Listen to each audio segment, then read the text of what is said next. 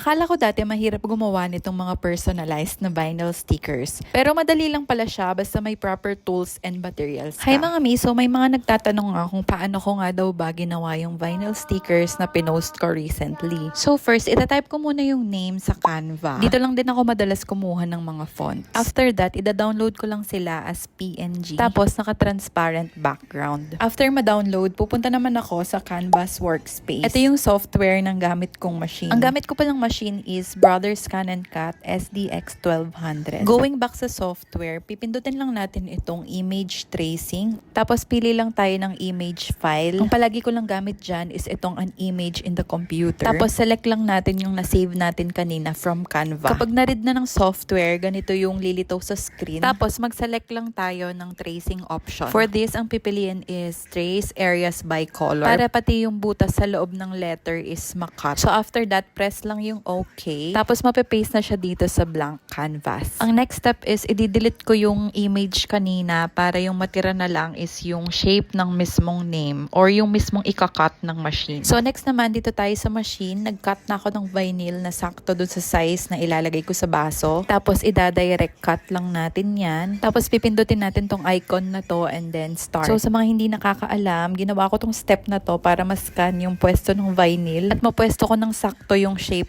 or letters na ikakat natin. So after niyang mag-scan, ita-transfer niya lang yung na-scan niya na image. So press OK lang ulit dito. Tapos ganito na yung lilitaw sa screen ng machine. So balik naman tayo sa Canvas Workspace. Para makuha yung na-scan kanina, punta lang tayo sa file and then import from your cutting machine. Tapos piliin yung scanned image. So ganito na yung lilitaw after mag-import. Tapos send to back lang natin yan para lumitaw na yung shape na ikakat natin. Tapos since black yung vinyl ko, papalitan ko lang ng white yung shape and then i-resize ko na siya. After nga nyan, ready to export na siya para ma-read naman ni machine. So ito nga pala yung mga transfer or export options ni Brother. And then dito naman sa machine, press lang natin yung icon and then ito na yung lilitaw sa ating screen. Tapos press OK lang ulit dyan and then ready to cut na siya. Ito naman yung settings ko kapag nagka-cut ako ng vinyl. Screenshot nyo na lang kung gusto nyong itry. Tapos start lang para makat na. So after ngang makat, ito na siya. Ready na siyang i-weed. So ayan guys, for me super perfect ng cut niya kasi sobrang dali niya lang bakbakin dito. Anyway, tanggalin lang natin yung mga hindi belong. Tapos magsukat na tayo ng transfer tape na sakto dun sa ating decal or vinyl. Ewan kung anong tawag nyo dyan. Tapos ilalapat lang natin siya. Ginagamitan ko pala siya ng squeegee para sumama siya ng maayos sa ating transfer tape. So ayun lang guys, sana may natutunan kayo and follow nyo na rin ako dito sa YouTube para pare-pareho tayong masaya. Yun lang, bye!